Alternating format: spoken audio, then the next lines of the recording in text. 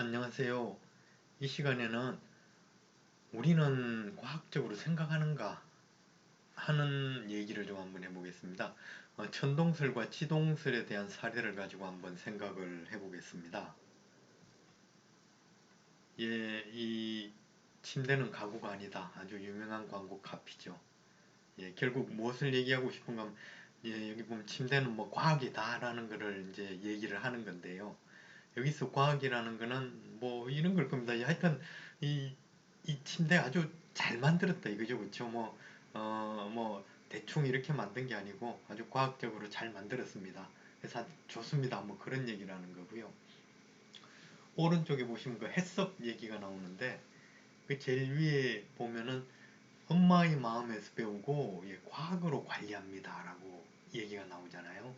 여기서 이 과학이라는 것도 우리 얘기하고 싶은 거는 확실합니다. 그죠? 하여튼 아주 뭐 이렇게 체계적으로 잘 관리가 되고 있다. 주목구구식이 아니다. 뭐 그런 얘기죠. 그렇죠? 이 가운데 있는 다음 중 가구가 아닌 것은 이거는 어, 그 유명한 일화인데요. 이 침대는 가구가 아니다라는 광고가 아주 유행할 때 실제 초등학교에서 나온 문제라고 그러더라고요. 다음 중 가구가 아닌 것은 무엇입니까? 예, 대부분의 대부분 아니고 많은 학생들이 1번 침대라고 얘기를 했다고 합니다. 과학은 어떻게 발전하는가 라는 얘기인데요. 이 토마스 쿤이라는 사람이 있습니다. 미국 학자인데요. 여기 이렇게 생긴 분입니다. 이분이 과학혁명의 구조라는 책을 썼습니다. 이 책은 벌써 되게 오래된 책인데요. 1960년대에 나온 책입니다. 근데 여기서 토마스 쿤이 얘기한 거는 과학이란 거는 우리가 생각해온 것처럼 이성적인 거나 합리적이지가 않다.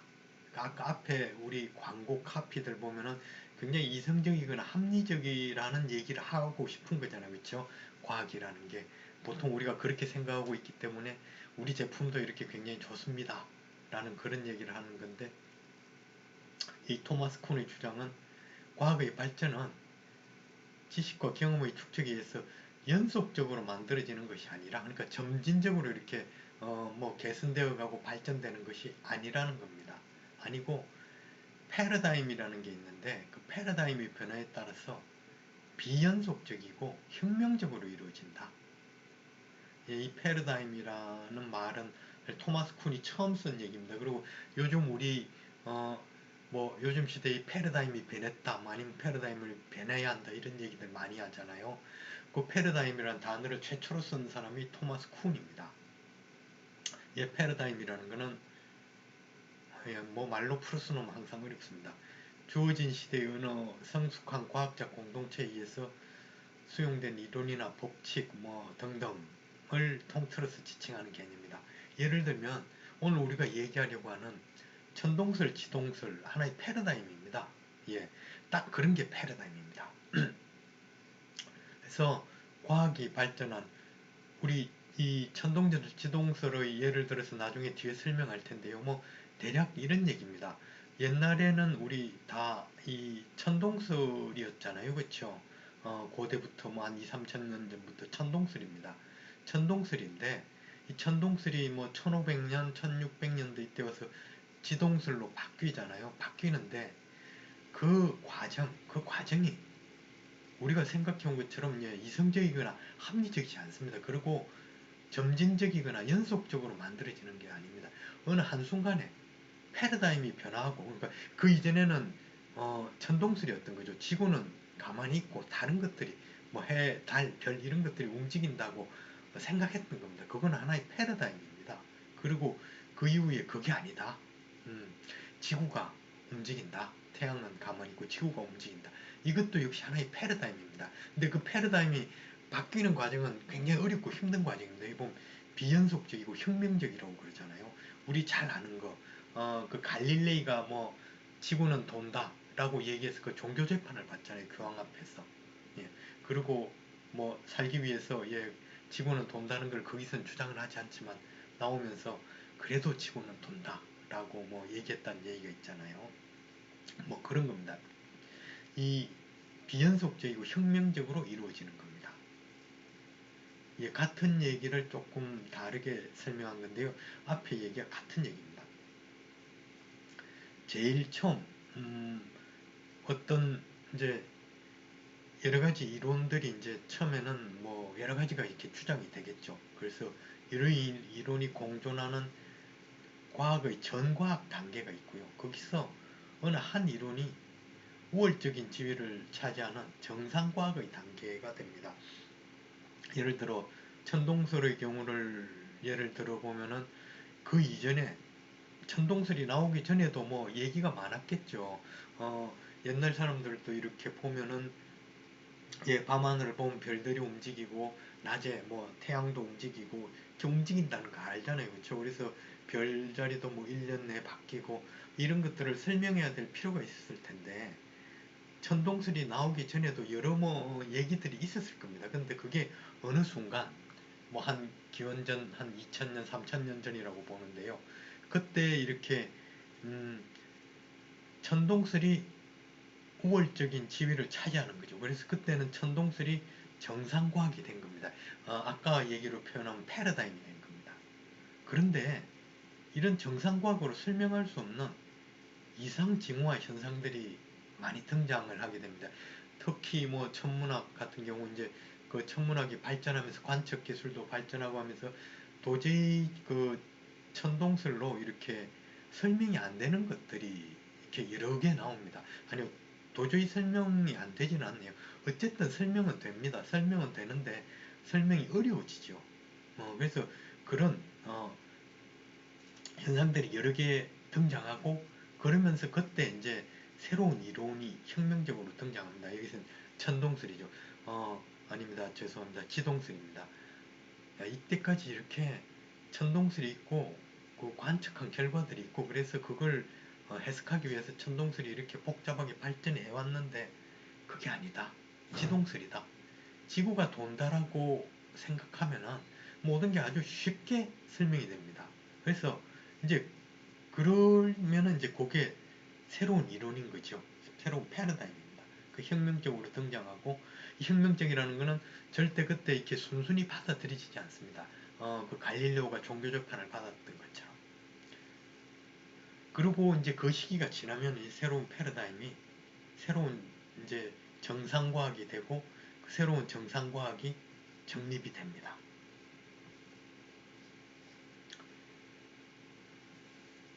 과학은 어떻게 발전하는가 하는 건데요. 우리 이제 그 혁명적으로 절대 연속적으로 뭐 발전하지 않는다고 그랬잖아요.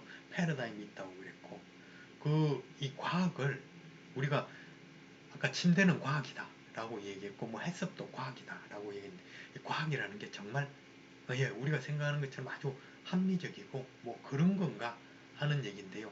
어, 과학을 하는 방법은 크게 두 가지 방법이 있습니다. 하나는 귀납적인 접근 방법입니다. 여기 보시면 알 테고 사실을 여러 개 이렇게 관찰합니다. 관찰하고 거기서 일반적인 원리를 끄집어내는 겁니다. 이 귀납적인 방법입니다. 또 하나는 연역적인 접근 방법인데요. 가설이라고 했죠. 어떤 가설을 하나 세우는 겁니다. 일반적인 원리를. 물론 이 일반적인 원리라는 게 뭐 자다가 갑자기 툭 튀어나오는 그런 건 아닐 겁니다. 다른 여러 가지 이제 관측한 사실이나 이전 그 연구 결과 뭐 이런 데서 나오는 거겠죠. 어쨌든 거기서 일반적인 원리를 세우는 겁니다. 하나 가설을 세우고 그 가설이 맞는지를 계속 특수한 사실에 적용을 해서 검증을 합니다. 검증을 하고 예를 들어 이 귀납적 방법 같은 경우 보면은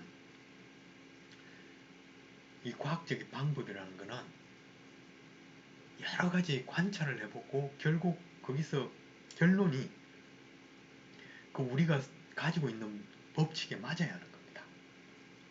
근데 경험에서 아니면 관찰한 게 그 법칙에 맞지 않을 때 그때는 곤란해지는 거죠. 그렇죠? 그때는 어떻게 되는가 하면은 그러니까 그게 언제나 이렇게 반증이 될 가능성이 있습니다.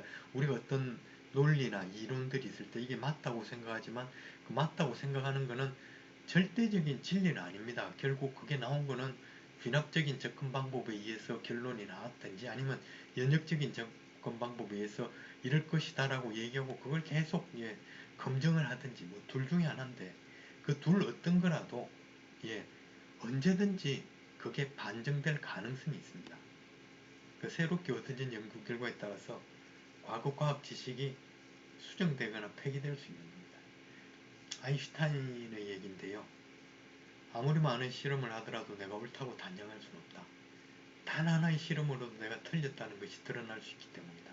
이게 아까 앞에서 얘기했던 뭐 그런 겁니다. 귀납적 방법이든 연역적 방법이든 우리가 뭔가 거기서 법칙을 세우는데 그 법칙은 영원 불변한 것은 아닙니다. 예, 과학에서의 법칙은.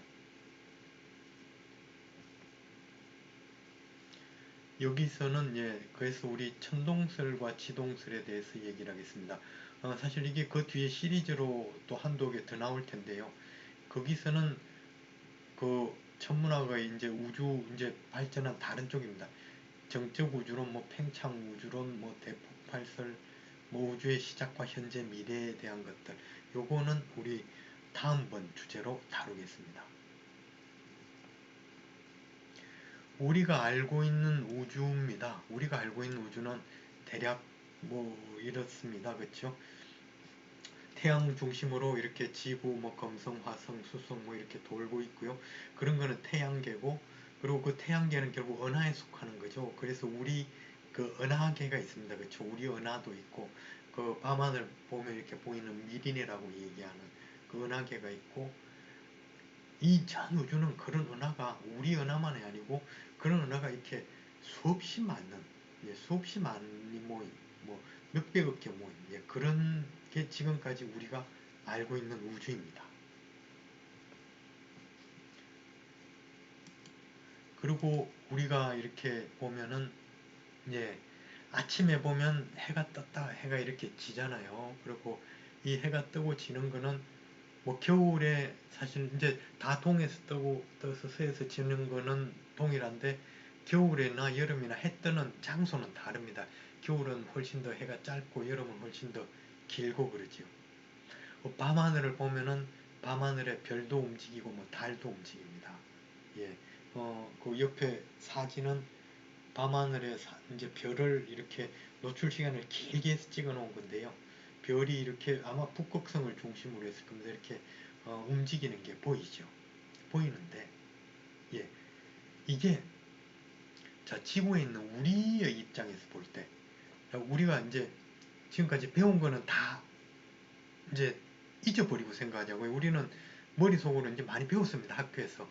자, 지구는 둥글고, 자, 지구가 움직이고, 뭐 그런 것들 많이 배웠죠.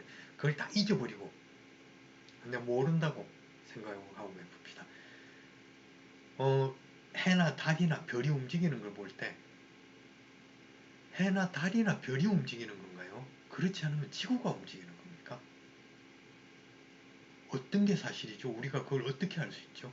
우리가 알고 있는 그 상식, 우리가 배웠던 학교에서 배웠던 지식을 다르게 이제 잊어버리고 생각하면 지구가 움직인다고 얘기합니다. 그렇지만 내가 살아가면서 지구가 움직이는 걸 정말 본 적이 있습니까? 느껴본 적이 있습니까? 여러분들 지구가 움직이는 걸 느껴보셨나요? 우리가 알고 있는 다른 어떤 거든지 움직이면 우리가 움직인다는 걸 느낍니다. 뭐 큰 배를 타든지 기차를 타든지 그게 일정한 속도로 쭉 가고 있는 동안은 모르지만 처음에 출발할 때나 나중에 정지할 때나 아니면 중간에 뭐 이렇게 속도나 아니면 이렇게 방향을 바꿀 때 움직인다는 걸 느끼잖아요. 그렇죠? 지구상에서 우리가 움직이는 물체인데 움직인다는 것을 느낄 수 없는 것은 사실 거의 없습니다. 여러분들 정말 지구가 움직인다는 걸 느껴본 적이 있나요? 예. 옛날 사람들은 어땠을까요? 지구가 움직인다고 느꼈을까요? 아니면은 하늘이 움직인다고 느꼈을까요?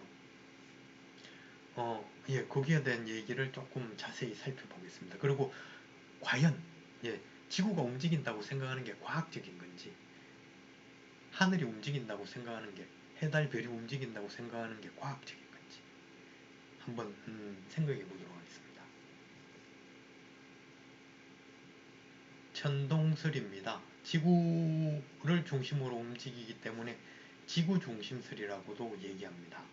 이 그림을 보면은 예, 지구가 가운데 있죠. 지구가 가운데 있고 해나 달이나 별들이 이렇게 지구를 중심으로 움직입니다.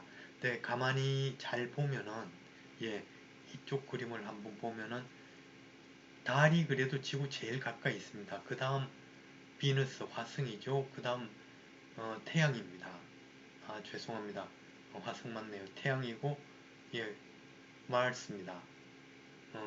이런 식으로 움직이고, 그리고 요 천구, 다른 별들은 이렇게 천구에 이렇게 붙어 있다고 생각을 합니다.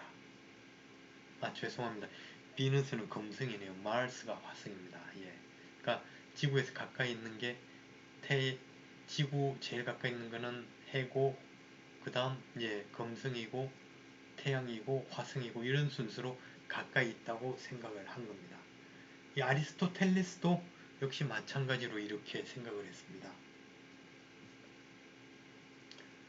그런데 이 결국 그 아리스토텔레스 시절에 이 천동설은 그래서 정상과학이 됩니다. 정상과학. 아까 얘기했던 그 시대의 패러다임이 됩니다. 패러다임이 되는데,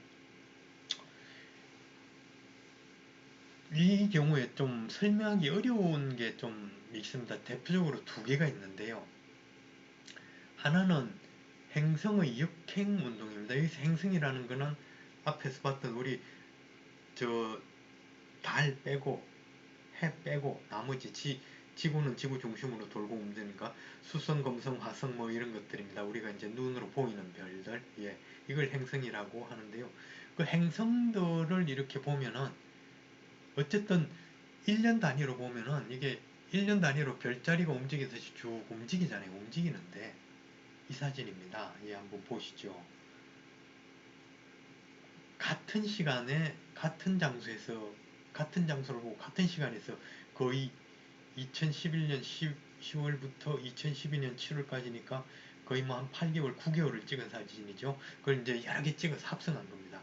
찍으면은 예, 거의 일주일 간격으로 찍은 건데, 화성이 여기 있다, 한 일주일 후 정도는 여기 있다가 뭐 이런 식으로 예, 화성의 위치가 이 별자리에서 화성의 위치가 바뀝니다.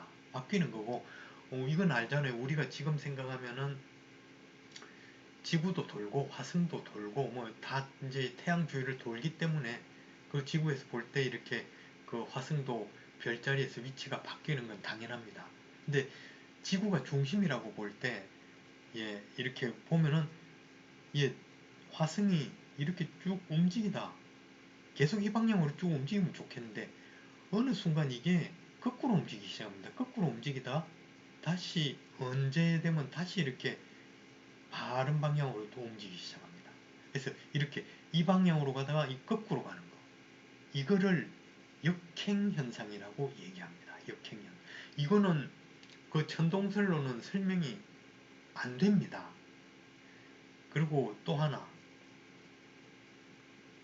행성 자체가 밝기가 변화합니다. 요거는 예, 뭐 현대적인 그 관측 데이터를 보고 그린 그림인데요. 예를 들면 수성 보면은 이 월입니다. 1월, 2월, 3월, 4월, 5월 있잖아요. 수성의 밝기입니다. 등급으로 표시했네요. 이게 이렇게 뭐 오르락 내리락 하잖아요. 그쵸? 뭐 밝았다가 어두웠다가 밝았다 어두웠다. 예. 이 그림도 보면 마찬가지입니다. 이 사진에서 보면 이건 화성인데요. 좀 어두웠다. 이쪽은 확실히 밝잖아요. 저 확연하게 밝습니다. 그리고 이쪽은 어둡습니다. 근데 이런 두 가지, 이 사실이 천동설로는 설명이 되질 않습니다. 그리고 화성 정도 되는 별은 그 옛날 2, 3천 년 전에도 눈으로 관측이 잘 됩니다. 밝기가 밝다, 어둡다도 잘 보이고요. 그 역행현상도 잘 관찰할 수 있습니다. 자, 예, 그래서 이거를 천동설에서는 어떻게 해설을 하는가 하면은 조금 이제 그 천동설 자체의 이론이 조금 발전합니다. 이 프톨레마이오스인데요. AD 한 100년경 뭐 이 정도 보면 되겠습니다. 그리스 천문학자고 알마게스트라는 그 천문학 책을 지었는데요. 여기 보면은 예, 지구가 정확한 중심이 아니라는 예, 얘기도 있는데 하여튼 지구가 있고 지구 주위를 이렇게 돕니다. 행성이 도는데 행성 자체가 또 작은 궤도를 이렇게 그리면서 돈다는 겁니다. 그래서 결국 지구에서 볼 때는 이게 이렇게 점선처럼 이렇게 움직이는 걸로 보이게 됩니다. 예, 이러면은 모든 게 이제 다 설명이 됩니다. 그리고 여기 보면 개의 중심은 2심점이고 지구는 중심에서 조금 벗어나 있다고 봅니다. 자, 이렇게 보면은 아까 우리 문제가 됐던 행성의 역행운동 그리고 밝기가 1년 동안 변하는 거 설명이 되죠, 그쵸? 아주 잘 설명이 됩니다. 다르게 본 그림입니다. 지구가 있고 달이 있고 예, 수성, 금성 그래서 수성, 금성 이런 건 각자 또 여기서 이렇게 돌고 있죠. 태양은 돌지는 않습니다. 화성도 이렇게 돌고요. 목성도 돌고 예, 이렇게 움직입니다. 이 시기에 지구가 움직인다는 예, 지동설, 태양 중심설입니다. 주장이 없었는가 하면 그렇지 않습니다. 주장한 사람이 있습니다. 대표적으로는 아리스타코로스라는 사람인데요. 아까 그 우리 천동설보다 훨씬 사실 이 사람은 빠릅니다. BC 한 300년경 되잖아요. 그렇죠? 역시 그리스 사람입니다. 태양 중심 체계를 처음으로 주장한 사람이고 삼각법을 이용해서 지구 달의 거리와 지구 태양의 거리의 비를 구합니다. 우리가 이렇게 하늘을 보면은 대략적으로 재밌는데 눈으로 보는 태양의 크기, 눈으로 보는 달의 크기 거의 비슷합니다. 사실. 그래서 우리가 이렇게 그 개기일식 같은 것도 일어나는 거고요. 그리고 월식도 일어나잖아요. 월식은 예, 그 개기일식 같은 경우는 달이 태양을 가리는 거잖아요. 근데 우리가 볼 때 두 개의 눈으로 볼 때 두 개의 크기가 거의 비슷하기 때문에 나오는 현상입니다. 어느 게 하나가 크고 어떤 게 하나가 작다면 그런 현상은 나올 수는 없지요. 그래서 그런 거를 이렇게 측정하고 대략 어떤 얘기를 하는가 하면은 태양까지의 거리가 달까지의 거리를 한 20배라고 측정을 합니다. 실제는 한 400배 정도 됩니다. 그리고 태양의 크기는 지구의 한 300배 정도 된다. 실제는 100배 정도입니다. 어쨌든 이렇게 이제 이 사람은 예, 측정을 하고요. 그리고 태양이 훨씬 더 큰데 그 큰 태양을 지구가 따라서 움직인다는 건 좀 이상하지 않니? 지구가 차라리 큰 태양을 중심으로 지구가 움직이는 게 더 이게 맞는 것 같다. 그래서 지구의 공전 그리고 지구의 자전을 주장합니다. 주장하는데 그런데 이 당시의 기술, 이 당시의 그 관측 기술 데이터로는 천동설이 지동설보다 훨씬 과학적이었습니다. 그러니까 합리적이었습니다. 그래서 이 당시는 천동설이 정상과학입니다. 그 패러다임이 천동설이었던 거죠. 근데 이때 시대의 사람들이 그냥 받아들인 게 아니고 나름 합리적으로 생각할 때 하늘이 움직인다는 증거가 훨씬 더 많다. 지구가 움직인다는 증거가 훨씬 더 빈약한 겁니다. 하나 예, 대표적인 예를 들어보면 태양 중심설 만약 태양을 중심으로 지구가 움직인다고 보면요 뭐 이렇게 움직이는 거 아닙니까? 그러면은 이때 사람들도 알았거든요. 태양과 지구 뭐 수성, 금성, 화성 이런 것들은 좀 가깝고 그 외 다른 별들은 굉장히 멀리 있다는 걸 알았습니다. 뭐 저기 북극성 이런 거 뭐 되게 멀리 있다. 예. 근데 그러면은 지구가 태양의 중심으로 움직인다면 이 멀리 있는 별이 그 제일 바깥은 천구라고 생각을 한 겁니다. 이거는 궁극적으로 우주의 끝입니다. 어쨌건 지구가 여기가 뭐 여름이라고 봅시다. 여름의 이별을 보면은 여기에도 보여, 여기에 있는 걸로 보일 거 아닙니까? 그리고 이 반바퀴 돌았습니다. 이제 겨울이죠. 겨울에서 이별을 보면 겨울에서는 이별은 여기에 있는 걸로 보여야 되지 않습니까? 이 별이 연중 위치가 조금씩 다르게 보이는 거, 별의 시차라고 얘기합니다. 근데 이 별의 시차 효과가 이때 관측이 되지 않았던 겁니다. 그러니까 결정적으로 이 지동설이 이 당시의 세계에서는 과학적으로 입증이 되지 않았던 겁니다. 물론 지금 우리는 압니다. 이 거리보다 태양과 지구의 거리보다 별까지의 거리 훨씬 멉니다.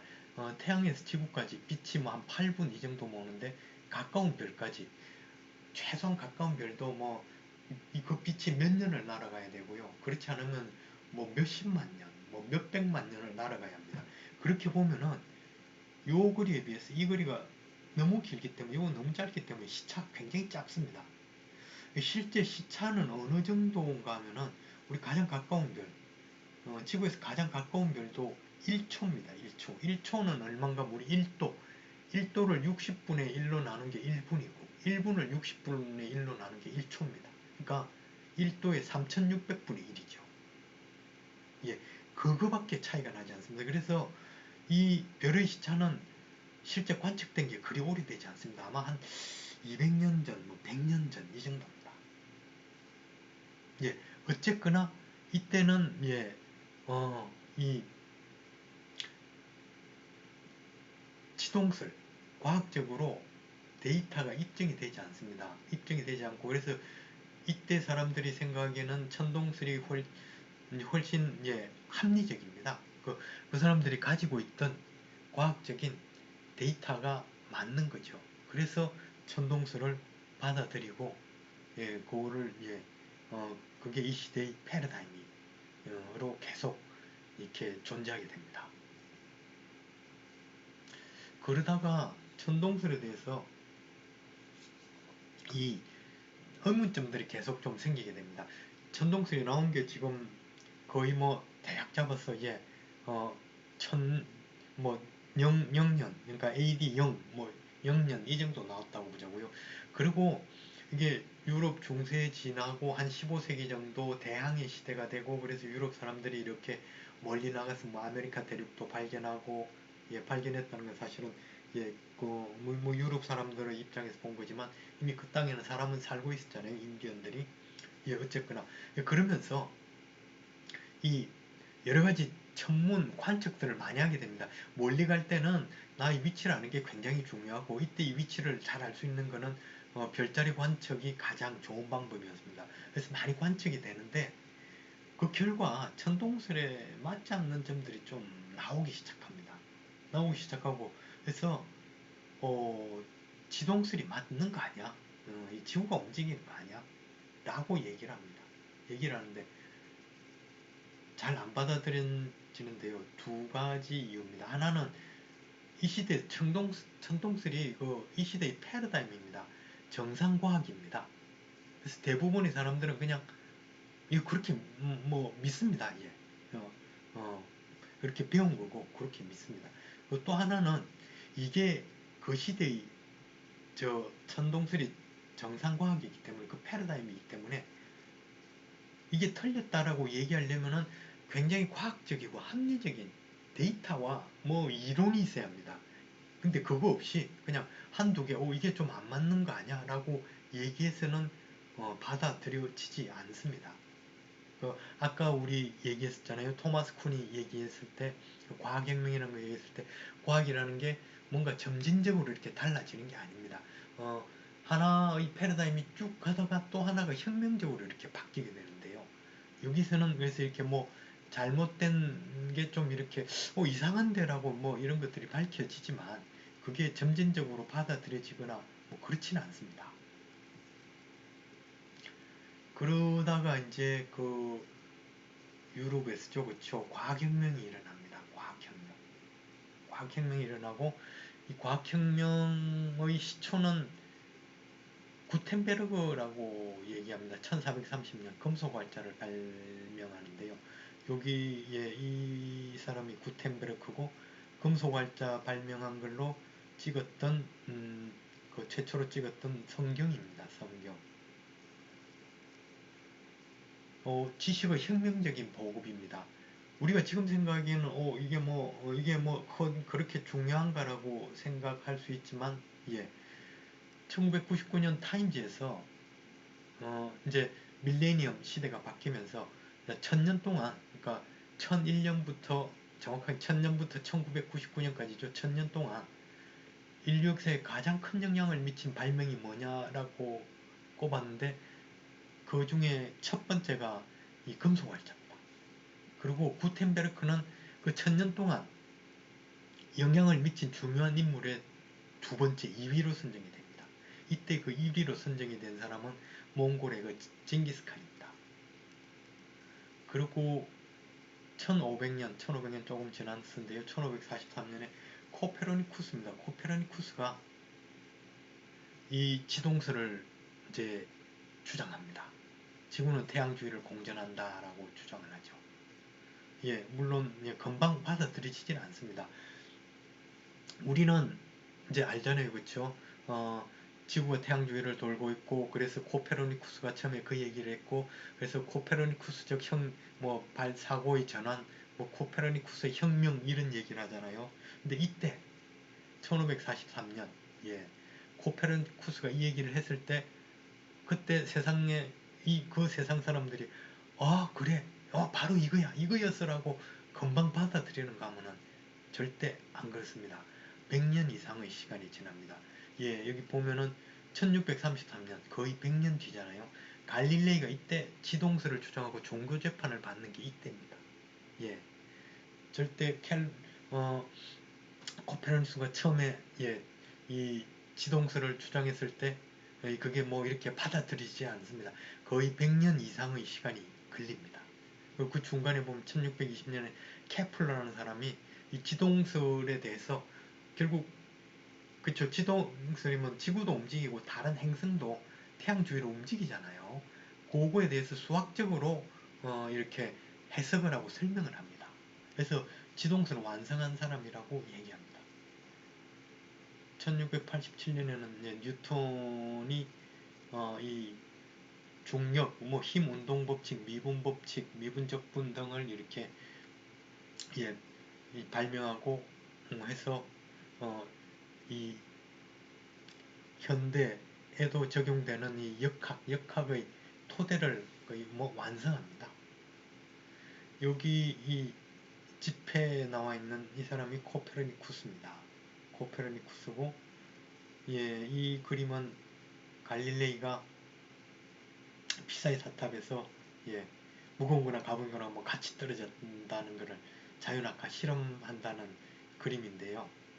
예, 일단 그리고 요 그림은 뉴턴이 사과나무 밑에서 이렇게 골똘히 생각하고 있는 겁니다. 그래서 사과가 떨어지는 걸 보고 중력의 법칙을 발견했다고 그러잖아요.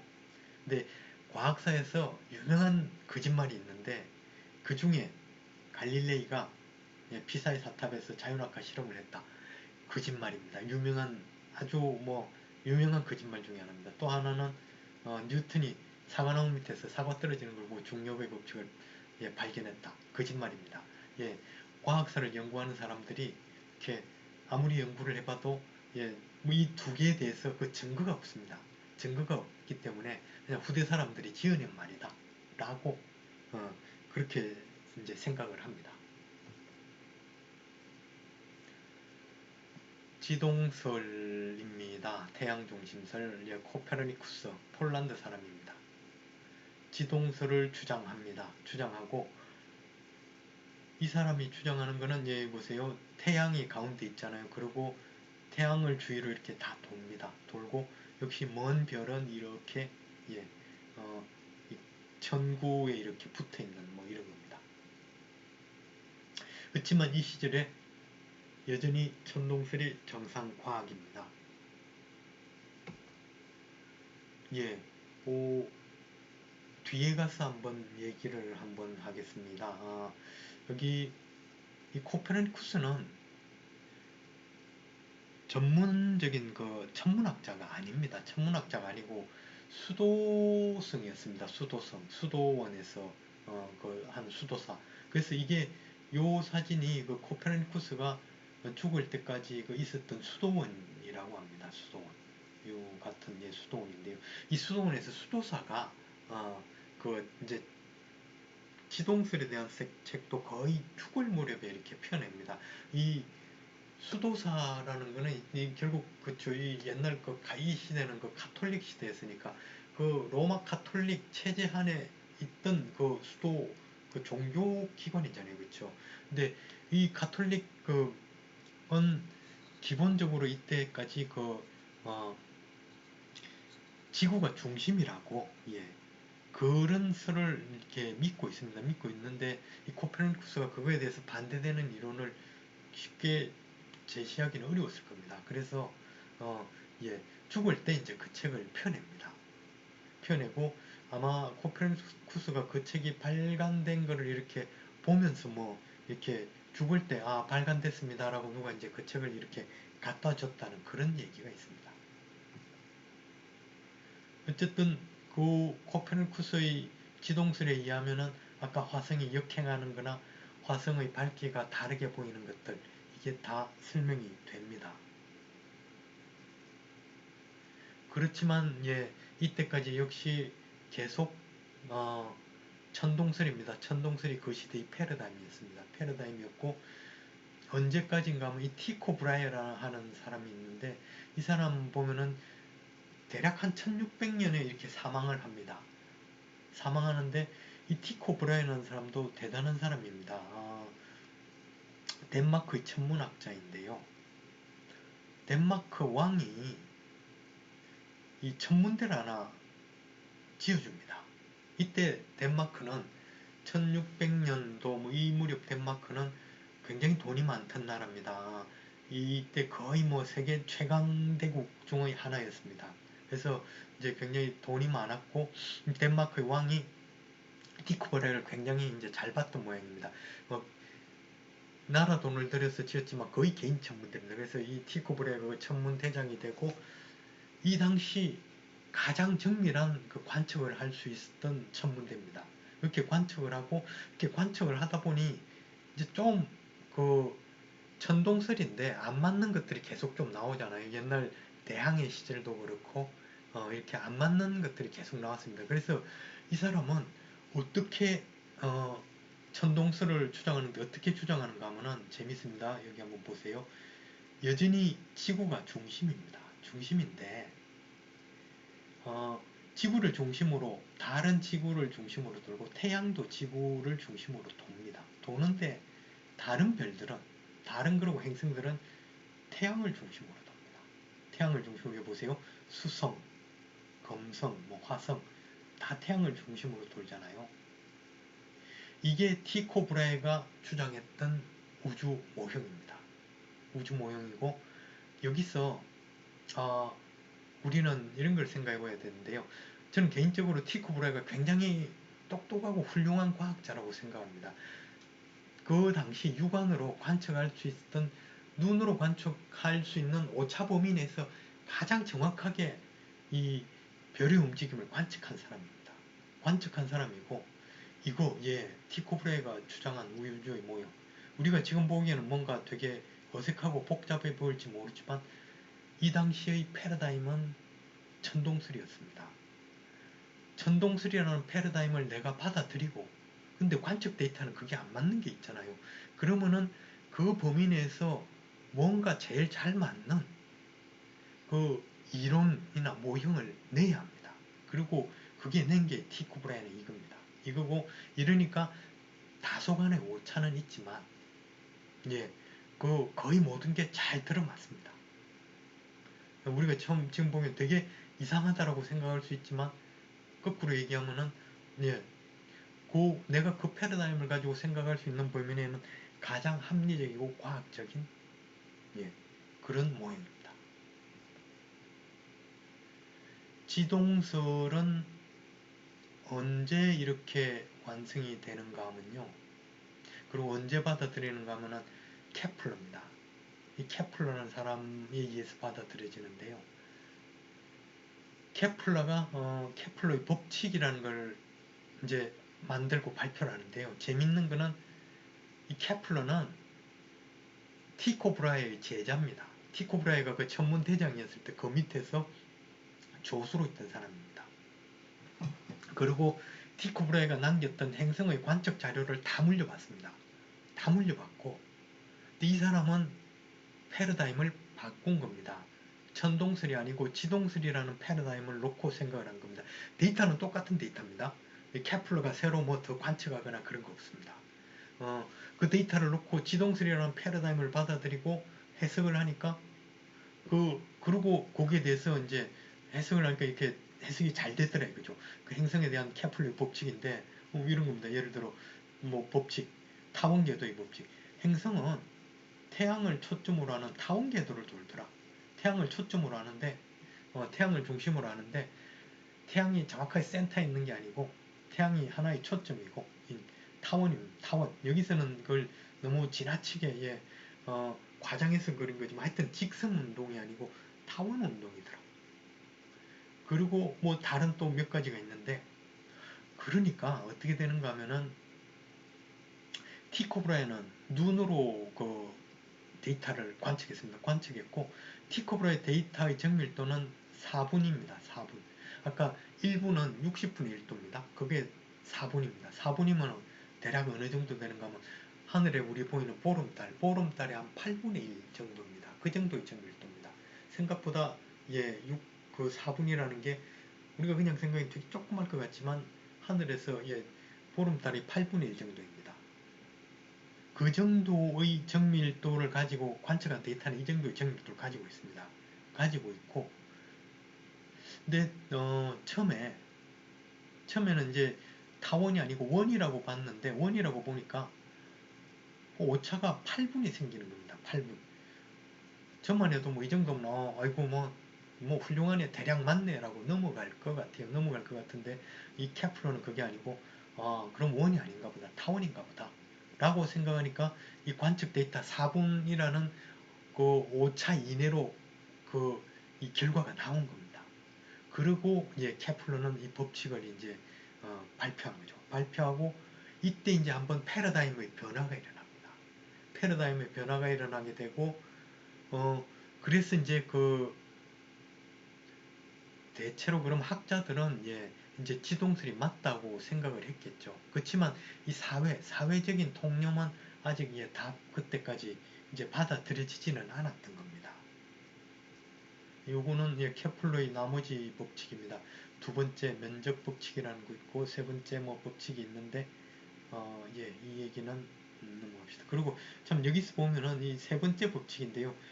그림으로 쭉 그려놓은 겁니다. 그림으로 그려놓은 건데 이때까지 재밌는 사실은 요 뒤에 우라노스, 넵튠 이거 명왕성, 뭐 해왕성, 천왕성 뭐 이런 별들입니다.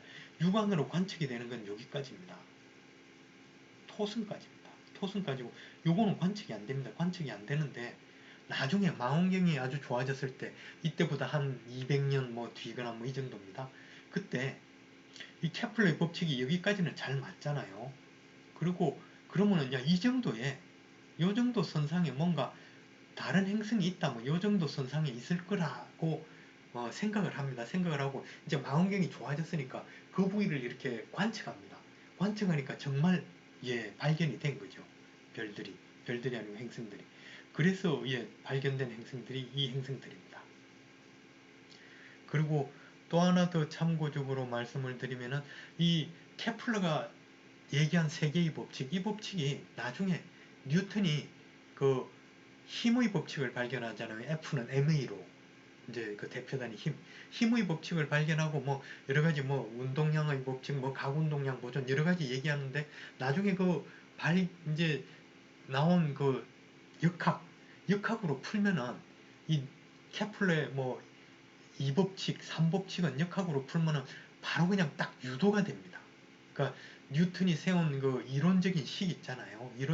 이론적인 식에서 유도하면은 바로 예를 들어 3법칙식 같으면 바로 나옵니다. 근데 이 케플러가 이 삼법칙의 식을 이렇게 찾아낸 거는 이거는 관측이 있습니다. 관측이 있어요. 관측 결과가 보니까 이렇더라.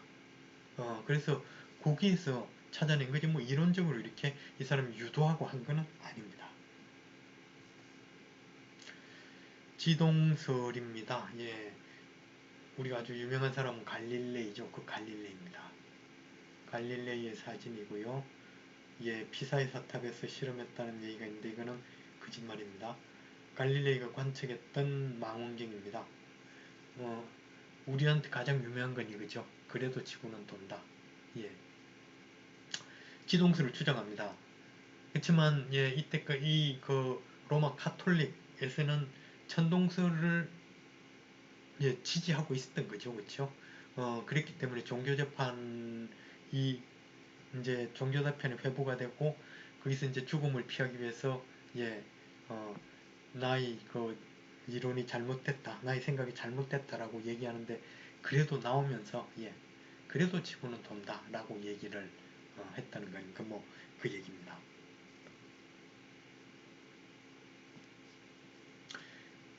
갈릴레이가 지동설을 믿게 된 가장 큰 이유는 이렇게 이게 갈릴레이가 만든 망원경입니다. 망원경 구경 1.5cm 예, 인 망원경입니다. 이걸 보니까 오 이렇게 이거 아마 달을 그린 그림인 것 같은데요. 이렇게 달 표면이 울퉁불퉁하고 뭐 크레이터들도 있고 뭐 위상도 변하고 금성도 위상이 변하고 목성에 위성이 존재하더라. 이런 거는 천동설보다 지동설로 훨씬 더 쉽게 설명이 됩니다. 그래서 예, 갈릴레이는 지동설을 이렇게 믿게 됩니다. 갈릴레이가 지동설을 믿게 된 결정적인 이유는 이 망원경으로 본 관측 데이터들입니다. 이 이후로 지동설이 정설로 받아들여지게 됩니다. 패러다임이 변합니다. 기본에 중요한 거는 처음에 코페르니쿠스가 제안을 했었는데 결정적으로 받아들여지게 됐던 거는 케플러, 갈릴레이의 힘이 큽니다.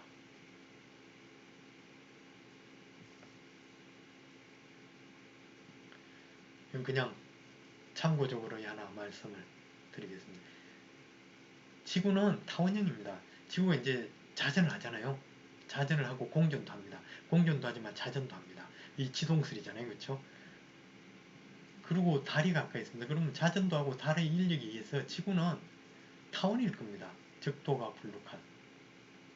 그래서 극지방에서 위도 1도에 해당되는 길이보다 적도에서 위도 1도에 해당되는 길이가 길 겁니다. 이 과장되게 그린 건데요. 요게 지구의 중심 축이라고 보자고. 이 축을 중심으로 이렇게 자전을 하고 타원형이면은 예, 극단적으로 그린 겁니다.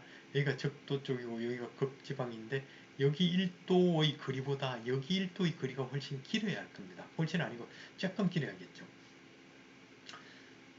실제 측정한 사람이 있습니다. 1736년 프랑스 사람이 실제로 극지방과 적도에서 측정을 했습니다.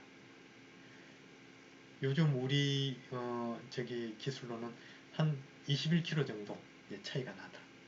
이때 벌써 1736년에 그걸 측정했던 사람이 있습니다.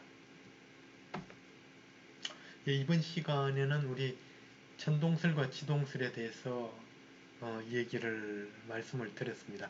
과연 우리가 과학적으로 생각하는가? 예, 여기서 내릴 수 있는 결론은 천동설도 과학적이고 지동설도 과학적이다 라는 말씀을 드릴 수 있겠습니다. 이 시대의 차이일 뿐이죠. 그 시대에 그 관측 데이터가 그렇게 있다. 만약에 우리가 과거로 돌아간다면 한 1000년 전, 예, 한 2000년 전으로 돌아간다면 그때의 과학적인 데이터를 가지고 예, 우리가 내릴 수 있는 결론은 천동설입니다. 그 이후에 그 과학적인 데이터들이 더 많이 나오고 그러면서 그거를 이제 가장 과학적으로 쉽게 해석할 수 있는 방법은 지동설이었습니다. 그래서 둘 다 과학적입니다. 예. 이번 시간은 여기까지 말씀드리겠습니다. 감사합니다.